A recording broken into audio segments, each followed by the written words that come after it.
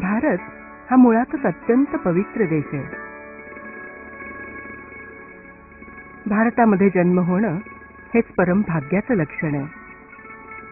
प्रत्येक भारतीयाच्या मनामध्ये भगवंताविषयी, ईश्वराविषयी विलक्षण प्रेम आणि श्रद्धा वास करीत आहेत. तीर्थस्थळांची मांदियाळी असलेल्या या देशामध्ये काही ठिकाणं ही अत्यंत अवघड, गूढ आणि अशक्य वाटावी अशी आहेत. तीर्थराजांच्या या मालेतील एक अत्यंत अपरिचित, निगूढ, अनेक ऋषीमुनींची तपोभूमी असलेलं, मानवी हस्तक्षेपापासून मुक्त असलेलं पुण्य पावन क्षेत्र म्हणजे दक्षिण भारतातील श्री क्षेत्र कर्दळीवन.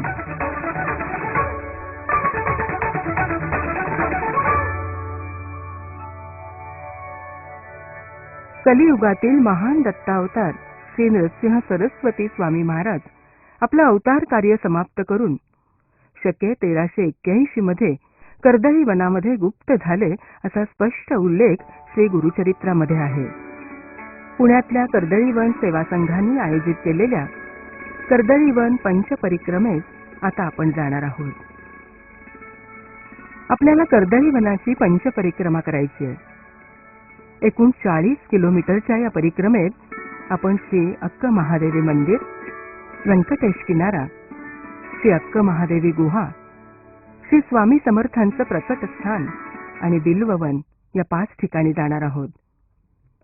महाराष्ट्रातील भक्तांनी आंध्र प्रदेशची राजधानी हैदराबाद पासून दक्षिणेकडे सुमारे 250 किलोमीटर अंतरावर श्रीशैलम इथे यावं लागतं. श्रीशैलम हे ठिकाण 12 ज्योतिर्लिंगांपैकी एक तीर्थक्षेत्र असल्यामुळे संपूर्ण भारतातून इथे भाविकांची अखंड वर्दळ सुरू असते. श्री क्षेत्र श्रीशैल्यम मध्ये आपण प्रवेश करताच श्री साक्षी गणपती आपलं स्वागत करतो. या क्षेत्रात येणाऱ्या प्रत्येक भाविकाची नोंद श्री साक्षी गणपती करतो. श्रीशैल्यम इथे राहण्यासाठी अनेक पर्याय उपलब्ध आहेत.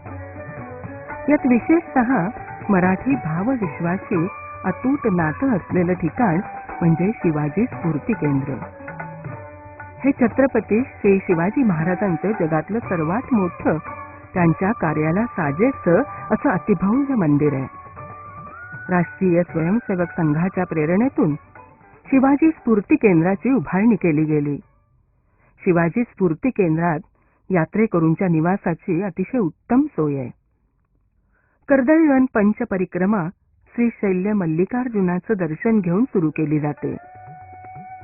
श्रीशैल्य मल्लिकार्जुन मंदिर परिसरामध्ये श्री भ्रमरांबा मातेचंही मंदिर आहे. श्री भ्रमरांबा मंदिर हे भारतातील 18 शक्तिपीठांपैकी एक मंदिर. भ्रमरांबेचं दर्शन आणि अनुज्ञा घेऊन कर्दळीवन यात्रेसाठी आता भाविक सज्ज होतात. श्रीशैल्य क्षेत्रातील बाजारपेठ ओलांडून मंदिर परिसरापासून सुमारे 2 किलोमीटर अंतरावर असलेल्या पाताळगंगा घाटाकडे आपल्याला प्रथम यावं लागतं. रोपवेच्या साहाय्याने पाताळगंगेचा किनारा गाठणं सोपं जातं. किनाऱ्यावर सज्ज असलेल्या मोटारबोटमध्ये आपल्याला आता बसायचंय. गणपती बाप्पा, श्री स्वामी समर्थ, श्री नृसिंह सरस्वती स्वामी महाराज यांचा जयघोष करून कर्दळी वनाकडे जाण्याचा प्रवास सुरू होतो.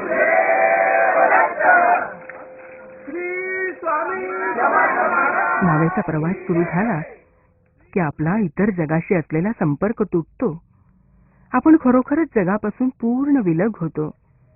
आता पुढचे 4 दिवस मोबाईल, इंटरनेट, वीज, घरदार, आधुनिक सोयी सुविधा यापैकी काहीही आपल्याला मिळणार नाही. किंबहुना 4 दिवस संपूर्ण जग आणि आपला काही संबंधच राहणार नाही. पठारी प्रदेशातून वाहताना विस्तीर्ण पात्र असलेली कृष्णा नदी नल्लामलई पर्वतरांगांमधून वाहताना अत्यंत अरुंद होते. काही ठिकाणी तर तिचं पात्र अवघं 300 फूट रुंदीचं आहे, पण तिच्या पात्राची खोली मात्र साधारण 3000 फूट इतकी प्रचंड आहे. श्रीशैल्य किनारा सोडल्यापासून साधारण तासाभराचा प्रवास करून आपला पहिला टप्पा आला आहे श्री अक्क महादेवी यांचं मंदिर. श्री अक्क महादेवींचं हे मंदिर एका नैसर्गिक गुहेत आहे. ही गुहा साधारण 1,00,000 वर्षापूर्वी तयार झाली असावी असा तज्ज्ञांचा अभ्यास सांगतो. या गुहेची बाह्य रचना ही अत्यंत वैशिष्ट्यपूर्ण आहे. हजारो वर्षांपूर्वी कृष्णेचं पाणी या पातळीपर्यंत होतं. प्रवाहाच्या तीव्र धारेने वर्षानुवर्षे इथला खडक कापून झिजून या गुहांना असा वैशिष्ट्यपूर्ण आकार मिळाला आहे. श्री अक्क महादेवी माता या 12व्या शतकातील महान वीरशैव संत होत. विरागी वृत्तीच्या अक्क महादेवी सर्व संग परित्याग करून श्रीशैल्यम इथे आल्या आणि सुरुवातीला या गुहेत त्यांनी काही काळ वास्तव्यही केलं. या गुहेमध्ये 450 फूट लांबीची आणखीन एक गुहा आहे. या गुहेच्या मुखाशी सुरुवातीला नीट उभं राहता येईल इतपतच उंची आहे. पुढे पुढे ही उंचीही कमी होत जाते आणि मध्य भागापासून तर गुडघ्यावर बसून गुहेच्या शेवटापर्यंत जाता येतं. गुहेच्या शेवटी स्वयंभू असं शिवलिंग आहे. या ठिकाणी अनेक शैव मुनींनी तपश्चर्या केली आहे. गुहेत संपूर्ण अंधार आहे. ऑक्सिजनचं प्रमाणही अत्यंत कमी असल्यामुळे इथे जास्त वेळ थांबताही येत नाही. अक्क महादेवी मंदिरापासून पुढच्या ठिकाणी जाण्यासाठी आपण परत नावेकडे परततो. इथून दिसणारं दृश्य केवळ अवर्णनीय आहे.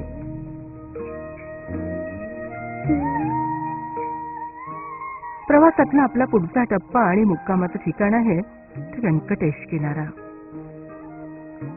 श्रीशैल्यम पासून व्यंकटेश किनारा सुमारे 22 किलोमीटर अंतरावर आहे.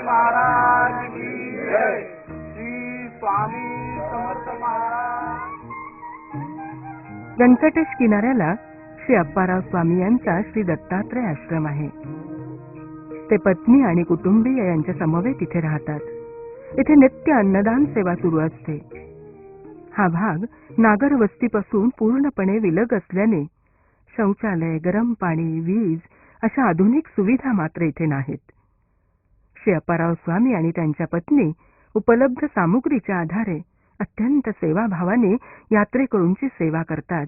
याची जाणीव मात्र आपण प्रत्येकानंच ठेवायला हवी.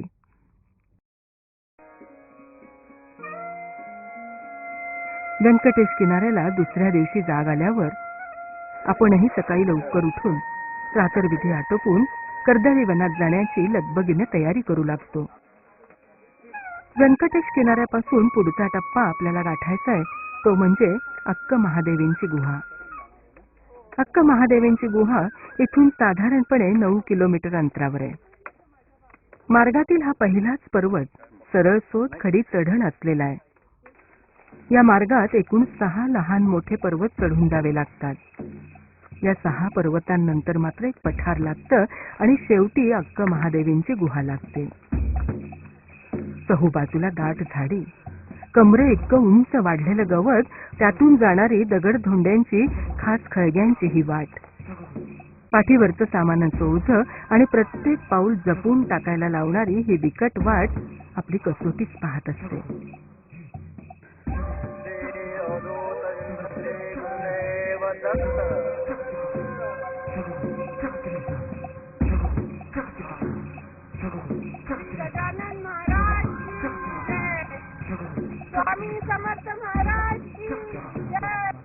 आता मात्र जंगल अधिक दाट होत चालले. चढणही बरीचशी संपत आली आहे. या मार्गावर दुतर्फा भली मोठी वारुळं लागतात.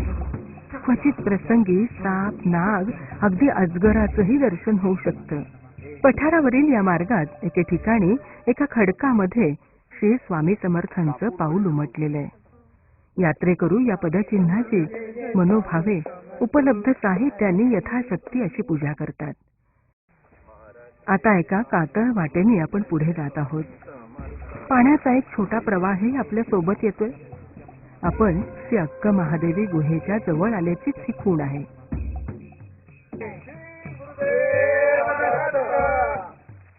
सद्गुरु स्वामी समर्थ महाराज की जय.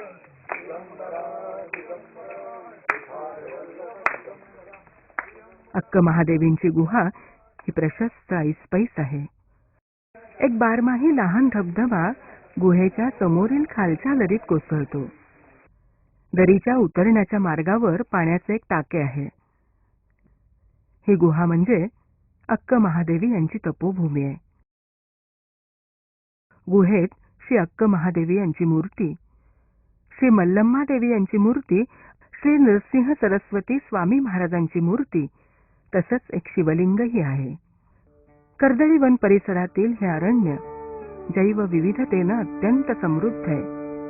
अनेक प्रकारच्या वनस्पती, शेकडो वर्षे वयांची प्रचंड वृक्ष संपदा हे या भूभागाचं वैशिष्ट्यच आहे. नल्लमलाई पर्वतरांगा आणि कर्दळी वनात चेंचू या आदिवासी जमातीचे लोक राहतात. अत्यंत आदिम अवस्थेत राहणारे हे लोक आजही बांबूच्या धनुष्यांच्या साह्याने शिकार करून आपली उपजीविका करतात. आधुनिक नागर जीवनापासून अत्यंत दूर आणि विलग असलेल्या चेंचूंचं जीवन पूर्णपणे निसर्गाच्या अधीन आहे. आपले पुढचे 2 मुक्काम श्री अक्क महादेवी गुहेत होणार आहेत. आजवर अगणित सिद्धांनी या गुहेमध्ये साधना केलेली आहे. इथलं वातावरण अद्भुत दैवी स्पंदनांनी भारलेलं आहे. हे इथे येताच आपल्याला जाणवतं. विजेची सोय नसल्याने सर्व व्यवहार हे विजेरीच्या प्रकाशात आणि संपूर्ण गुहेत प्रकाशित केलेल्या दिव्यांच्या प्रकाशातच करावे लागतात. आजवर आपण वर्षानुवर्षे दीपावली, दीपोत्सव साजरी केली आहे. मात्र बिकट अरण्यातील या निगूढ गुहेतील या दैवी वातावरणातील ही आराध, इथली संध्याकाळची आरती, निशंक वातावरणात केलेलं ध्यान, जप जाप्य हा एक विलक्षण अनुभव असतो. उपासकाला तो अंतर्बाह्य बदलवून टाकतो. गुहेतील या पहिल्या मुक्कामानंतर दुसऱ्या दिवशी सकाळी सर्वजण श्री स्वामी समर्थांच्या प्रकटस्थानाकडे जाण्यासाठी सज्ज होतात. आजही आपला प्रवास चढउताराचा उत्तरोत्तर घनदाट होत जाणाऱ्या जंगलातून होणार आहे. सुरुवातीला मोकळ्या पठारावरून जाणारी ही वाट अचानक घनदाट जंगलात शिरते. डोंगराची एक कठीण दमछाक करणारी चढण लागते. चढ उतार, खास खळगे, दगड धोंडे हे या वाटेवरील आपले सततचे सोबती आहेत. काही अंतर चालून गेल्यावर एक जलधारा आपली सोबत करू लागते. ही वाट या पूर्वीच्याही वाटेपेक्षा बिकट असल्याने तोल सांभाळत साथीदाराला हात देत आपल्या टप्प्याकडे आपण जात आहोत.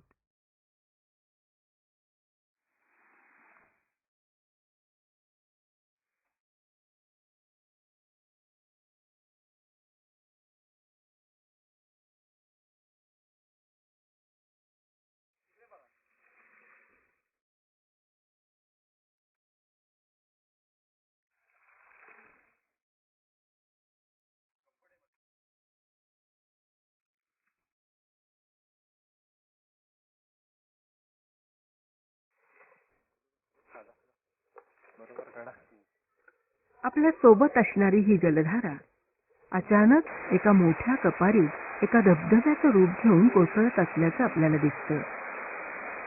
आपल्या पायाखालील पायवाटही संपलेली आहे. आपण श्री स्वामी समर्थांच्या प्रकटस्थानापर्यंत येऊन पोचलो आहोत. श्री स्वामी समर्थांचं प्रकटस्थान मोठं रमणीय आहे. प्रचंड मोठ्या शिलाखंडावरून पायऱ्या पायऱ्यांच्या रचनेवरून एक बारमाही धबधबा इथे खाली कोसळत आहे. अनेक टप्पे घेत उड्या मारत तो पुढे जात आहे. या धबधब्याच्या अगदी मागे एका लहानशा गुहेमध्ये श्री स्वामी समर्थांचं प्रकटस्थान आहे. या धबधब्याखाली स्नान करून शुचिर्भूत होऊन श्री स्वामी समर्थांच्या चरणाशी लीन होणं हा या कर्दळी वन यात्रेतील परमोच्च अनुभूतीचा क्षण. गेले 2 दिवस अनेक पर्वत चढून उतरून दगड धोंड्यांची काट्याकुट्यांची वाट तुडवून इथे पोचल्याचे केलेले कष्ट सार्थकी लागल्याचे भाव, आपल्या नकळत उचंबळून येणारे अष्टसात्विक भाव काही औरच असतात. केलेल्या सर्व कष्टांची परतफेड अनेक पटींनी झाल्याचं अलौकिक समाधान इथे प्रत्येकाला मिळतं. ग्रंथश्रेष्ठ श्री गुरुचरित्रातील 51व्या अध्यायात वर्णन केल्याप्रमाणे दत्तावतार श्री नृसिंह सरस्वती स्वामी महाराज कर्दळी वनामध्ये गुप्त झाले. कर्दळी वनातच निबिड अरण्यात समाधी अवस्थेत राहण्याचं त्यांनी ठरवलं. इथेच या गुहेत ते समाधीस्थ अवस्थेत तब्बल 350 वर्ष होते. समाधीस्थ झाल्यानंतर 350 वर्षांनी एक चेंचू आदिवासी इथली लाकडं तोडण्यासाठी आला. स्वामी महाराज ज्या ठिकाणी समाधीस्थ झाले होते त्या वृक्षावरच त्यानं घाव घातला आणि तो घाव स्वामी महाराजांच्या मांडीवर बसला. श्री नृसिंह सरस्वती स्वामी महाराजांची शेकडो वर्षांची समाधी त्यामुळे भंग पावली. ते त्या वारुळातून बाहेर पडले त्यावेळी त्यांचं रूप मोठं दिव्य होतं. हे दिव्य स्वरूप पाहून तो चेंचू घाबरला. तो क्षमा याचना करू लागला. स्वामी महाराजांनी त्याला अभय दिलं आणि तिथून ते बाहेर पडले. हेच श्री दत्तात्रेयांचे तिसरे अवतार श्री स्वामी समर्थ. भारतभर भ्रमण करून शेवटी त्यांनी अक्कलकोट येथे निवास केला.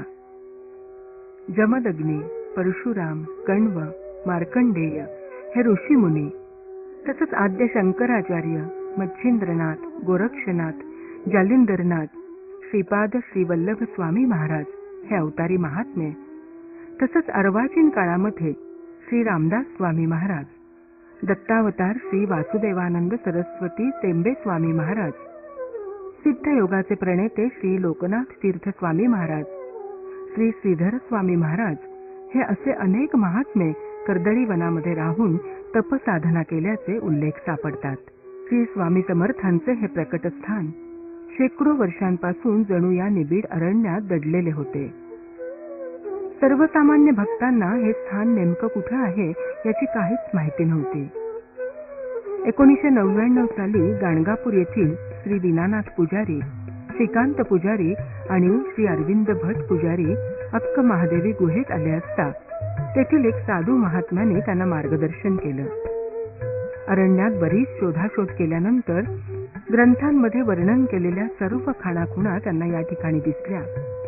हे स्थान त्यांना सापडलं आणि हेच मूळ प्रकटस्थान असल्याची त्यांची खात्री पटली. प्रकटस्थान हे अनेक संप्रदायांच्या साधकांसाठी दिव्य शक्तीचं प्रेरणास्रोत आहे. विविध साधन मार्गातील भक्त या ठिकाणी येतात, पण त्यांची संख्या अत्यल्प असते.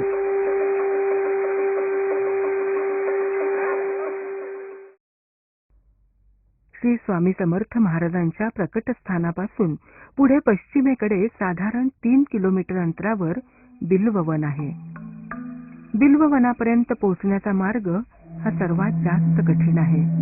शारीरिक क्षमतेची आणि आपल्या अवधानाची खरी परीक्षा या मार्गावर होते. शेवटपर्यंत ही जलधारा आपल्याला सोबत करते. या ठिकाणी सहसा कोणी जात नसल्याने कर्दळी वनात जाऊन आलेल्या बहुतेकांना हे स्थान अपरिचित आहे. बिल्ववनामध्ये अनेक ऋषीमुनींनी तपश्चर्या केलेली आहे. या ठिकाणी मार्कंडेय ऋषींना भगवान शिवशंकरांनी दर्शन दिलं आहे. बिल्ववनाच्या या टोकाला असलेल्या या कड्यावरून पाण्याचा हा प्रवाह खाली पाताळ गंगेमध्ये कोसळतो.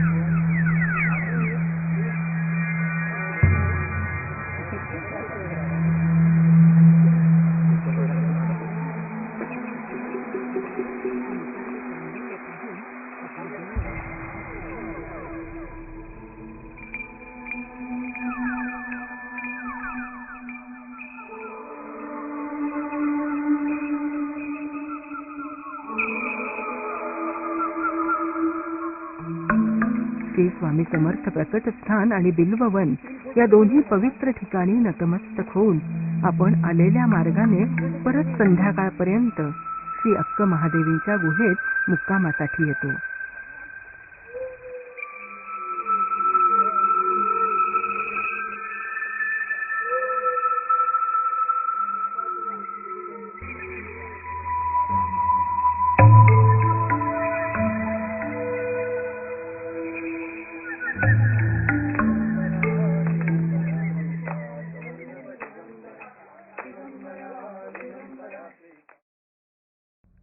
अक्क महादेवीच्या गुहेतील हा आपला दुसरा आणि शेवटचा मुक्काम आहे.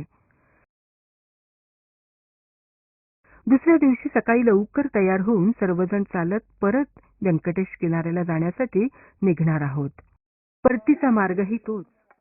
दगडधोंड्यातून खास खळग्यातून जाणार आहे.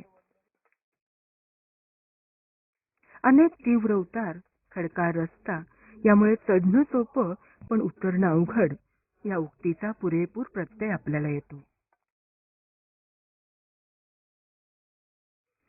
व्यंकटेश किनाऱ्याला लागून असलेला शेवटचा तीव्र उतार आपली पुरेपूर परीक्षा घेतो.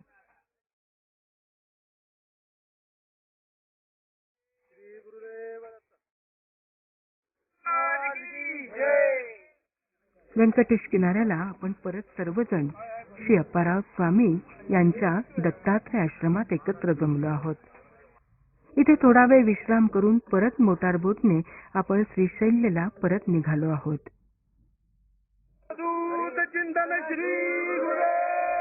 आजवर केवळ एक कामना केलेली, खूप अवघड आहे असं कोणाकोणाकडून ऐकलेली आणि त्यामुळेच अशक्यप्राय वाटणारी कर्दळीवन पंचपरिक्रमा सफल संपूर्ण झाल्याचा आनंद, कामनापूर्तीचं समाधान प्रत्येकाच्या चेहऱ्यावरून ओसंडून वाहते आहे.